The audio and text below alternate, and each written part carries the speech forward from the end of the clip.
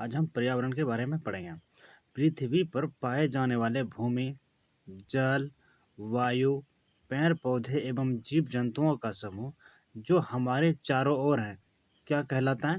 पर्यावरण कहलाती है। कहलाता है पृथ्वी पर पाए जाने वाले भूमि, जल, वायु, पेड़ पौधे एवं जीव जंतुओं का समूह जो हमारे चारों ओर हैं, कहलाता है, क्या कहलाता है? पर्यावरण कहलाते हैं। प्रथम अंतर्राष्ट्रीय पर्यावरण सम्मेलन हुआ था, मतलब प्रथम अंतर्राष्ट्रीय पर्यावरण सम्मेलन हुआ था, कब हुआ था? हुआ था 5 जून 1972 को। 5 जून 1972 को कहाँ हुआ था? तो स्कॉटहोम में हुआ था। कहाँ हुआ था? स्कॉटहोम में। प्रथम अंतर्राष्ट्रीय पर्यावरण सम्मेलन जो हुआ था वो 5 जून 1972 को कहाँ हुआ था? स्कॉटहोम में हुआ था। ठीक है। प्रथम विश्व पर्यावरण दिवस कब मनाया गया? 1973 में। प्रथम विश्व पर्यावरण दिवस 1973 में। विश्व पर्यावरण दिवस कब मनाया जाता है? विश्व पर्यावरण दिवस कब मनाया जाता है? 5 जून को। विश्व पर्यावरण दिवस 5 जून को। ओजोन परत के संरक्षण से संबंधित मॉन्ट्रियल सम्मेलन हुआ था, कब हुआ था? 16 सितंबर 1987 को। 16 सितंबर 1987 को ओजोन परत के संरक्षण से संबंधित जो मॉन्ट्रियल सम्मेलन हुआ था, कब हुआ था? 16 सितंबर 1987 को। विश्व ओजोन संरक्षण दिवस कब मनाया जाता है? 16 सितंबर को। विश्व ओजोन संरक्षण दिवस कब मनाया जाता है? 16 सितंबर को। मॉन्ट्रियल है, मॉन्ट्रियल क्या है? मॉन्ट्रियल जो है कनाडा का एक शहर है। मॉन्ट्रियल क्या है? कनाडा का एक शहर है। ओजोन की मात्रा में कमी का मुख्य कारण क्या है? मतलब ओजोन की मात्रा में कमी का कारण क्या है? तो क्लोरोफ्लोरोकार्बन यानी CFC है। CFC है। ओजोन की मात्रा में कमी का कारण क्या है? क्लोरोफ्लोरोकार्बन यानी CFC है। ओजोन परत को नष्ट करता है। ओजोन परत को कौन नष्ट करता है? ओजोन परत को नष्ट करता है CFC यानी क्लोरोफ्लोरोकार्बन नष्ट करता है। प्रथम पृथ्वी सम्मेलन आयोजित हुआ था। प्रथम पृथ्वी सम्मेलन जो आयोजित हुआ था, कहाँ हुआ था? 1992 में। 1992 में ब्राजील के रियो डी जेनेरो में हुआ था। बोला प्रथम पृथ्वी सम्मेलन जो हुआ था ये कब हुआ था, मतलब कहाँ हुआ था? तो 1992 में ब्राजील के रियो डी जेनेरो में हुआ था। रियो डी जेनेरो में हुआ था। आगे पढ़ना है कि पृथ्वी दिवस मनाया जाता है। पृथ्वी दिवस कब मनाया जाता है? पृथ्वी दिवस 22 अप्रैल को मनाया जाता है। पृथ्वी दिवस कब मनाते हैं? 22 अप्रैल को पृथ्वी दिवस मनाते हैं। क्योटो यानी जापान में है। क्योटो जापान सम्मेलन हुआ था। मतलब क्योटो सम्मेलन कब हुआ था? 1997 में। क्योटो सम्मेलन कब हुआ था? 1997 में। क्योटो प्रोटोकॉल प्रभावी हुआ, मतलब क्योटो प्रोटोकॉल जो प्रभावी हुआ तो कब हुआ? क्योटो प्रोटोकॉल प्रभावी हुआ 2005 में। क्योटो प्रोटोकॉल कब प्रभावी हुआ? 2005 में। क्योटो सम्मेलन संबंधित है किससे? क्योटो सम्मेलन किससे संबंधित है? वातावरण में कार्बन डाइऑक्साइड उत्सर्जन में वृद्धि से। क्योटो सम्मेलन जो संबंधित है किससे? वातावरण में कार्बन डाइऑक्साइड उत्सर्जन में वृद्धि से संबंधित है। विश्व का गर्म होना या पृथ्वी की औसत तापमान बढ़ना कहलाता है, क्या कहलाती है? ग्लोबल वार्मिंग कहलाती है। विश्व का गर्म होना या पृथ्वी की औसत तापमान बढ़ना क्या कहलाती है? ग्लोबल वार्मिंग कहलाती है। पृथ्वी का औसत तापमान है, पृथ्वी का औसत तापमान कितना है? 14 डिग्री सेंटीग्रेड। पृथ्वी का औसत तापमान कितना है? 14 डिग्री सेंटीग्रेड।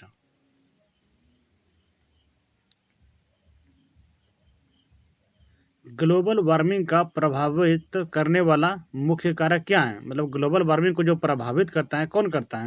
इसका मुख्य कारक है कार्बन डाइऑक्साइड। कौन है? कार्बन डाइऑक्साइड है। वायुमंडल की वार्षिक तापमान वृद्धि कहलाता है, क्या कहलाती है? वायुमंडल की जो वार्षिक तापमान वृद्धि है क्या कहलाता है? हरित गृह प्रभाव यानी कि ग्रीन प्रभाव इफेक्ट, ग्रीन हाउस इफेक्ट कहलाती हैं। ग्रीन हाउस गैसें हैं, मतलब ग्रीन हाउस गैस कौन कौन सी हैं? जलवाष्प, carbon dioxide, methane, nitrous oxide. Green house जो गैस हैं जलवाष्प, कार्बन डाइऑक्साइड, मीथेन और नाइट्रस ऑक्साइड। हरित गृह प्रवाह हेतु सर्वाधिक उत्तरदायी गैस कौन सी है? हरित गृह प्रवाह हेतु सर्वाधिक उत्तरदायी गैस कार्बन डाइऑक्साइड यानी कि CO2 है। कार्बन डाइऑक्साइड यानी कि CO2 है। कार्बन डाइऑक्साइड का सूत्र क्या होता है? CO2 होती है। सर्वप्रथम ग्रीन हाउस गैस की संकल्पना किसने की थी? सर्वप्रथम ग्रीन हाउस गैस की संकल्पना जो की थी जोसेफ फोरियर ने। जोसेफ फोरियर ने की थी। कब की थी? 1824 में। सर्वप्रथम ग्रीन हाउस गैस की संकल्पना जो की थी जोसेफ फोरियर ने की थी। कब? 1824 में। पर्यावरण एवं वन मंत्रालय का गठन 1985 में। पर्यावरण एवं वन मंत्रालय का गठन कब हुआ था? 1985 में।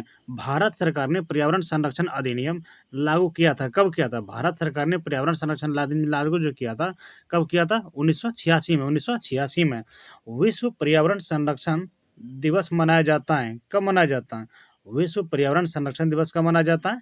26 नवंबर को। 26 नवंबर को। पर्यावरण संरक्षण के लिए काम करने वाली अंतर्राष्ट्रीय एजेंसी है, मतलब पर्यावरण संरक्षण के लिए जो काम करने वाली एजेंसी है कौन सी है? Greenpeace. कौन? Greenpeace. ग्रीन पीस कहाँ? एम्स्टर्डम में। कहाँ? एम्स्टर्डम में।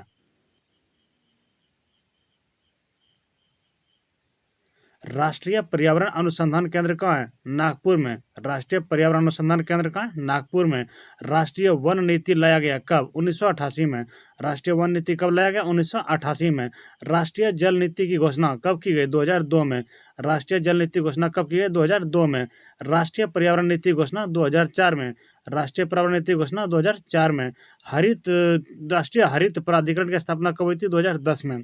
राष्ट्रीय हरित प्राधिकरण की स्थापना 2010 में। विश्व नम भूमि दिवस कब मनाया जाता है? विश्व नम भूमि दिवस 2 फरवरी को, यानी कि आर्द्र भूमि दिवस कब मनाया जाता है? 2 फरवरी को। जो विश्व वन दिवस 21 मार्च को। विश्व वन दिवस 21 मार्च को। विश्व जल दिवस कब मनाया जाता है? 22 मार्च को। विश्व जल दिवस 22 मार्च को। जैव विविधता दिवस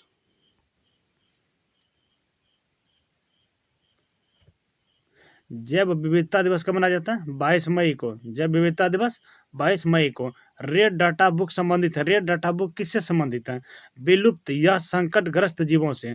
रेड डाटा बुक जो संबंधित है किससे? विलुप्त या संकटग्रस्त जीवों से। विलुप्त मतलब हो गया कि जो पक्षी अब नहीं दिखाई दे रही हैं, मतलब विलुप्त के कगार पर, या संकटग्रस्त जीवों जो संकटग्रस्त में आने वाली है उसे रेड डाटा बुक कहा जाता है, बुक से संबंधित है।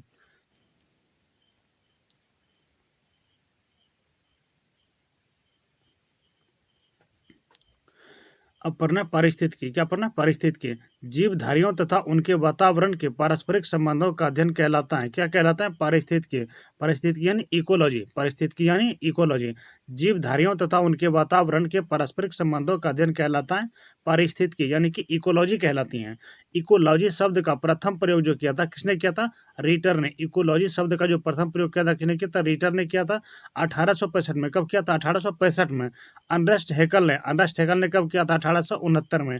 बोल रहा इकोलॉजी शब्द का जो प्रथम बार प्रयोग हुआ था किसने किया था? रीटर ने किया था। कब? 1865 में। और अर्नेस्ट हैकल ने कब किया था? 1869 में। सर्वाधिक अस्थायी पारिस्थितिकी सर्वाधिक अस्थायी पारिस्थितिकी महासागर। सर्वाधिक अस्थायी पारिस्थितिकी महासागर।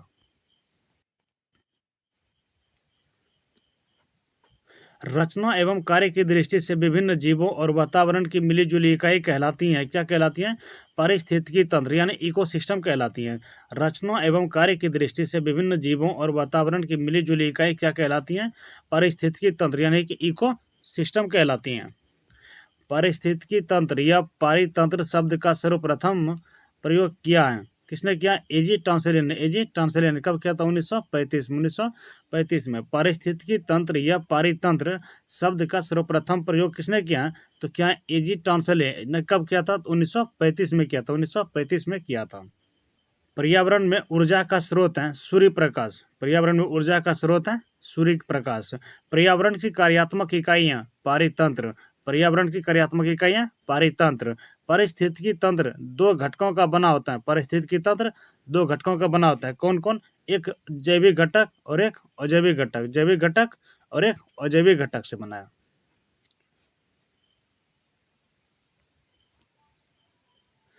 जैविक घटक को 3 भागों में विभक्त किया गया है। जैविक घटक को 3 भागों में विभक्त किया गया है। एक उत्पादक, उपभोक्ता और अपघटक। उत्पादक, उपभोक्ता और अपघटक। उत्पादक द्वारा उत्पादित खाद्य पदार्थों का उपयोग करने वाले घटक कहलाते हैं। उत्पादक जो है उत्पादक द्वारा उत्पादित खाद्य पदार्थों का उपयोग करने वाले घटक कहलाते हैं, यानी कि उपभोक्ता कहलाते हैं। क्या कहलाते हैं? उपभोक्ता कहलाते हैं। उपभोक्ता 3 प्रकार के। उपभोक्ता कितने प्रकार के? 3 प्रकार के। प्राथमिक, द्वितीयक और तृतीयक। 3 प्रकार के उपभोक्ता होते हैं। उपभोक्ता 3 प्रकार के होते हैं। प्राथमिक, द्वितीयक और तृतीयक होती हैं। वे जीव जो हरे पौधे को खाते हैं कहलाते हैं क्या? प्राथमिक उपभोक्ता। मतलब जो घास भूसा खाते हैं वो प्राथमिक उपभोक्ता के अंतर्गत आते हैं, जैसे कि बकरी, गाय और भैंस। वे जीव जो हरे पौधे को खाते हैं कहलाते हैं क्या? प्राथमिक उपभोक्ता कहलाते हैं, जैसे बकरी, गाय, भैंस। ये सब प्राथमिक उपभोक्ता के अंतर्गत आते हैं। प्राथमिक उपभोक्ता को भोजन के रूप में प्रयुक्त करने वाला जीव कहलाते हैं द्वितीयक उपभोक्ता। जो प्राथमिक उपभोक्ता में जितने जीव आते हैं उसको जो भोजन के रूप में ग्रहण करते हैं वो किस उपभोक्ता के होते हैं? द्वितीयक उपभोक्ता के होते हैं। जैसे भेड़िया, मोर, लोमड़ी। भेड़िया, मोर, लोमड़ी द्वितीयक उपभोक्ता को भोजन के रूप में इस्तेमाल करने वाले जीव कहलाते हैं तृतीयक उपभोक्ता। जो द्वितीयक उपभोक्ता को भोजन के रूप में ग्रहण करते हैं उसे तृतीयक उपभोक्ता कहते हैं। जैसे बाघ, शेर, चीता। बाघ, शेर, चीता। अजैविक घटक को दो भागों में विभक्त किया गया है। अजैविक घटक को दो भागों में कौन कौन? एक कार्बनिक और एक अकार्बनिक। अजैविक घटक को दो भागों में विभक्त है कौन कौन? एक कार्बनिक और एक अकार्बनिक।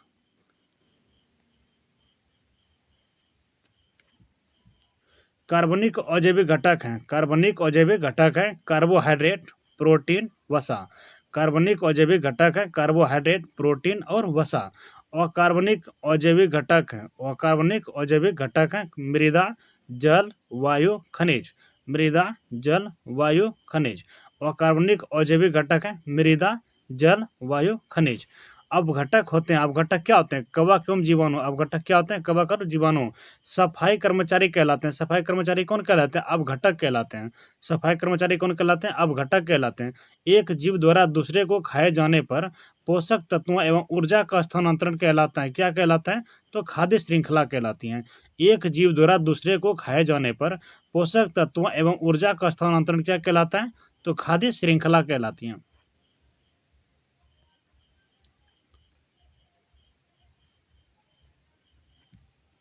खाद्य श्रृंखला बनती है। खाद्य श्रृंखला कैसे बनती है? उत्पादों, उपभोक्ताओं एवं अपघटकों से मिलकर। मतलब खाद्य श्रृंखला जो बनती है उसमें उत्पादक, उपभोक्ता, अपघटक से मिलकर बनती हैं। खाद्य श्रृंखला बनती हैं। खाद्य श्रृंखला में प्राथमिक एवं द्वितीयक उपभोक्ता है। खाद्य श्रृंखला में प्राथमिक एवं द्वितीयक उपभोक्ता है कौन? मानव। खाद्य श्रृंखला में जो है प्राथमिक एवं द्वितीयक मानव है, उपभोक्ता है मानव। कहिए किसी पारितंत्र के विभिन्न ऊर्जा स्तरों के कार्यात्मक भूमिका की तुलना करने हेतु प्रदर्शन किया जाता है। कहने का मतलब किसी पारितंत्र के विभिन्न ऊर्जा स्तर के कार्यात्मक भूमिका की तुलना करने हेतु प्रदर्शन किया जाता है। किसका? ऊर्जा पिरामिड का। किसका? ऊर्जा पिरामिड का। ऊर्जा पिरामिड सदैव होती हैं क्या होती है? सीधा। ऊर्जा पिरामिड सदैव क्या होती है? सीधा होती हैं।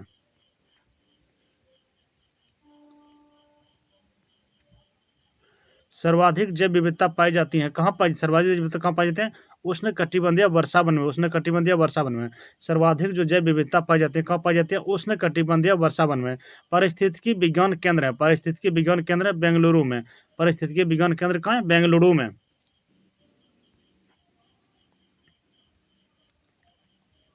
अपरनय प्रदूषण। क्या प्रणाम? अपरनय प्रदूषण।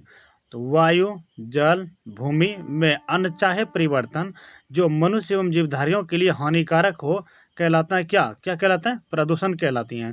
मतलब वायु, जल या भूमि में अनचाहे परिवर्तन जो मनुष्य एवं जीवधारियों के लिए हानिकारक हो कहलाता है प्रदूषण कहलाती हैं। मानव जनित पर्यावरणीय प्रदूषण कहलाते हैं। मानव जनित पर्यावरण प्रदूषण कहलाते हैं। क्या कहलाते हैं? एंथ्रोपोजेनिक यानी कि परजैविक कहलाती हैं। एंथ्रोपोजेनिक यानी परजैविक कहलाती हैं। मानव जनित पर्यावरणीय प्रदूषण कहलाते हैं। क्या कहलाते हैं? एंथ्रोपोजेनिक यानी परजैविक कहलाती हैं। जैव विघटित प्रदूषक है। जैव विघटित प्रदूषक है वाहित मल। क्या? वाहित मल। वायु प्रदूषक शीशा से प्रभावित अंग है क्या? उदर। कहने का मतलब वायु प्रदूषक जो शीशा है, शीशा से कौन सा अंग प्रभावित होती है? तो उदर।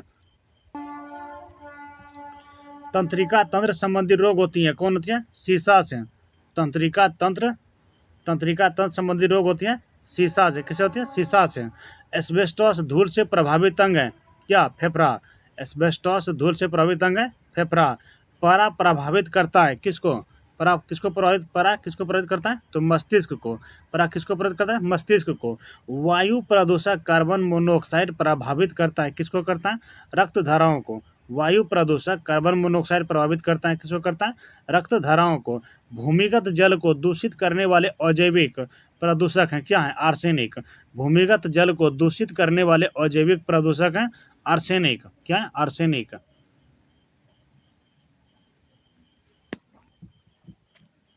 जल प्रदूषण को मापने हेतु जल जांच की जाती हैं।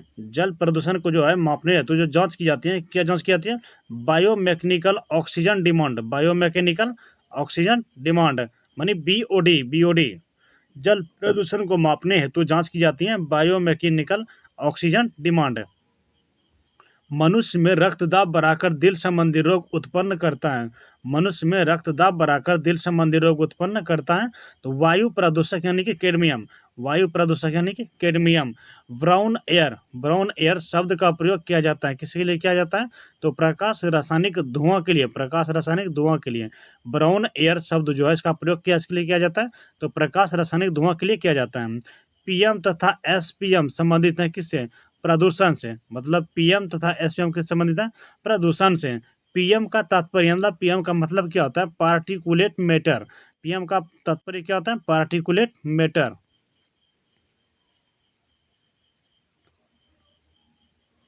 एसपीएम का क्या तात्पर्य होता है? Suspended particulate matter. एसपीएम का सस्पेंडेड पार्टिकुलेट मैटर। वायु प्रदूषक है, वायु प्रदूषक है क्या है? Carbon monoxide. वायु प्रदूषक है कार्बन मोनोऑक्साइड, मतलब वायु को जो प्रदूषित करती हैं कार्बन मोनोऑक्साइड करती हैं, जो गाड़ी से धुआं निकलती हैं। सल्फर डाइऑक्साइड करते हैं, सल्फर डाइऑक्साइड करती हैं, और हाइड्रोजन सल्फाइड करती हैं। मतलब वायु प्रदूषक कौन कौन है? कार्बन मोनोऑक्साइड, सल्फर डाइऑक्साइड और हाइड्रोजन सल्फाइड है। 3 दिसंबर 1984 को भोपाल के यूनियन कार्बाइड फैक्ट्री में किस गैस का रिसाव हुआ था? तो मिथाइल आइसोसाइनेट यानी कि MIC का। किसका हुआ था? MIC का हुआ था।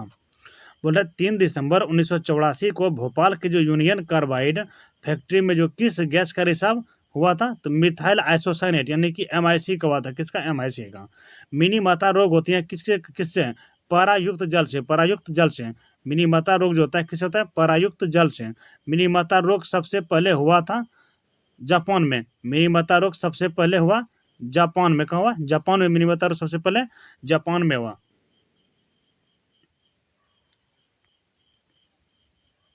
नदियों में जल प्रदूषण की माप की जाती हैं। नदियों में जो जल प्रदूषण की जो माप की जाती हैं किससे किया जाती हैं? तो नदी में जो जल उसकी ऑक्सीजन की घुली हुई मात्रा से किया, मतलब जल में जो घुली हुई ऑक्सीजन की मात्रा रहती है उससे ज्ञात की जाती हैं। सिगरेट के धुएं का मुख्य प्रदूषक क्या है? सिगरेट के धुएं का मुख्य प्रदूषक क्या है?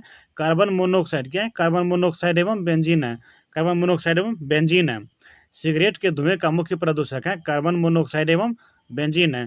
केंद्रीय प्रदूषण नियंत्रण बोर्ड, केंद्रीय प्रदूषण नियंत्रण बोर्ड किसमें? दिल्ली में। कहाँ? दिल्ली में।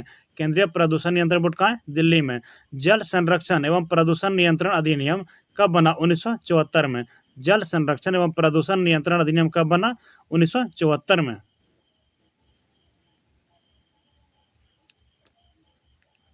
वाहनों से निकलने वाले धुओं में पाया जाता है, मतलब जो गाड़ी से धुआं निकलती हैं उसके धुएं में क्या पाया जाता है? कार्बन मोनोऑक्साइड, कार्बन मोनोऑक्साइड एवं सीसा। उससे क्या निकलती है? कार्बन मोनोऑक्साइड एवं सीसा निकलती हैं। कारखानों से निकलने वाले धुओं में मुख्य रूप से क्या पाया जाता है? कारखाने से जो धुआं निकलती है उसमें मुख्य रूप से क्या पाया जाता है? Carbon dioxide. उसमें कार्बन डाइऑक्साइड और अम्ल वर्षा जो मिश्रण है, अम्ल वर्षा जो होती है उसमें किसका किसका मिश्रण होती है? सल्फर डाइऑक्साइड का। किसका? सल्फर डाइऑक्साइड का यानी SO2। सल्फर डाइऑक्साइड का सूत्र होता है SO2 एवं नाइट्रोजन ऑक्साइड मतलब कि NO का। नाइट्रोजन ऑक्साइड यानी कि NO का। अम्ल वर्षा जो मिश्रण है सल्फर डाइऑक्साइड SO2 एवं नाइट्रोजन ऑक्साइड NO का होता है मिश्रण। अब होता है अम्ल वर्षा के रूप में पृथ्वी पर गिरते हैं। अम्ल वर्षा के रूप में जो पृथ्वी पर गिरते हैं क्या गिरते हैं? सल्फ्यूरिक अम्ल, सल्फ्यूरिक अम्ल तथा नाइट्रिक अम्ल, सल्फ्यूरिक अम्ल तथा नाइट्रिक अम्ल गिरती हैं।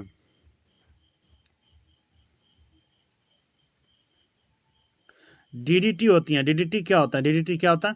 अजैव अपघटनीय प्रदूषक है। DDT क्या? अजैव अपघटक प्रदूषण है। संगमरमर से निर्मित ऐतिहासिक इमारतों को हानि पहुंचाता है। कौन पहुंचाता है? मतलब संगमरमर से जो ऐतिहासिक इमारत जैसे मान लो ताजमहल सब जो भी यहाँ बना है पहले उसको जो हानि पहुंचाता है कौन पहुंचाता है? Sulphur dioxide. कौन पहुंचाता है? सल्फर डाइऑक्साइड से उसे हानि पहुंचती है। ग्रीन मफलर संबंधित, ग्रीन मफलर किससे संबंधित है? ध्वनि प्रदूषण से। ग्रीन मफलर किससे संबंधित?